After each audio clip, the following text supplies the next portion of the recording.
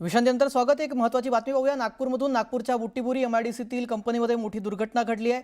बुट्टीबोरीतील अवाडा कंपनीमध्ये निर्माणाधीन टाकी कोसळली। या दुर्घटनेमध्ये 2 कामगारांचा मृत्यू झाला आहे। 6 कामगार जखमी असल्याची माहिती आहे। प्रशासनाकडून घटनास्थळी बचाव कार्य सुरू करण्यात आले आहे।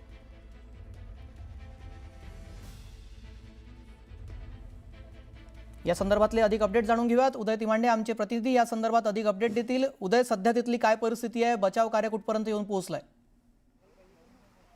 याच कंपनीमध्ये मी सध्या या आवाडा कंपनीमध्ये पोहोचलेलो आणि आपण पाहतो की हीच ती पाण्याची टंकी होती जी कोलॅप्स झाली आणि त्यामुळे जी आहे ती सगळी दुर्घटना घडली आणि यामध्ये जे आहे ते 2 कामगारांचा मृत्यू झालेला। खरं तर ही सोलर पॅनल निर्माण करणारी कंपनी आणि 1 वर्षापासून जे आहे ते या सगळ्या कंपनीच्या इमारतीचं निर्माण कार्य सुरू होतं आणि त्यासाठी जे आहे ते इथं 3 अस्थायी स्वरूपाच्या ज्या त्या पाण्याच्या टँक तयार करण्यात आल्या होत्या। याच्या मागे देखील 2 टँक आहेत आणि ही तिसरी टँक होती ज्याच्यामध्ये पाण्याचं प्रेशर मोठ्या प्रमाणात तयार झालं होतं आणि त्यामुळे जे आहे ते या टंकी कोलॅप्स झाली आणि या टंकीमधलं हे पाणी जे आहे ते वाहून गेलं। ज्यावेळी हे पाणी सगळं वाहून गेलं त्यावेळी याच परिसरामध्ये कामगारांना राहण्यासाठी काही अस्थायी स्वरूपाच्या झोपडी तयार करण्यात आल्या होत्या आणि त्या झोपडीमध्ये जे कामगार होते त्यातले सुमारे 8 कामगार जे आहेत या सगळ्या पाण्याच्या फ्लोमुळे जे आहे ते गंभीर जखमी झाले। त्यातल्या दोघांचा जो आहे तो मृत्यू झालेला आहे आणि इतर 6 लोकांना जे आहे ते उपचारासाठी इतर रुग्णालयामध्ये दाखल करण्यात आलेला। त्यातल्या एकाची प्रकृती जी आहे ती चिंताजनक असल्याचं सांगितलं जात आहे।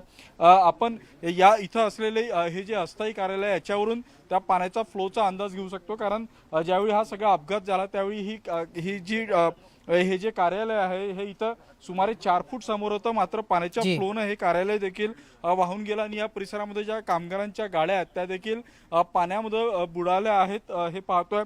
खरं तर ज्यावेळी अशा मोठ्या कंपनीचं कन्स्ट्रक्शन सुरू असतं त्यावेळी कामगारांची राहण्याची योग्य व्यवस्था करणं अपेक्षित असतं, मात्र ते इथं केलं नसल्याचं दिसून येत आहे। काही अस्थायी टेंट इथं कामगारांचे टाकण्यात आले होते आणि ज्या पद्धतीने ह्या सगळ्या पाण्याच्या टंकीचं काम दिसतंय ते देखील गुणवत्तेचं नसल्याचं जे आहे ते कामगारांना इथं आल्यानंतर सांगितलेलं आहे। त्यामुळे या घटनेमध्ये आता ज्या 2 कामगारांचा मृत्यू झालेला आहे तो निष्क्रिय कामामुळे झालेला आहे का असा सवाल जो आहे तो इथं उभा राहतोय। मात्र जे लोक इथं जखमी झाले होते त्यांना आता रुग्णालयामध्ये जे ते हलविण्यात आलेला, त्यांच्यावर उपचाराला देखील सुरुवात झालेली आहे।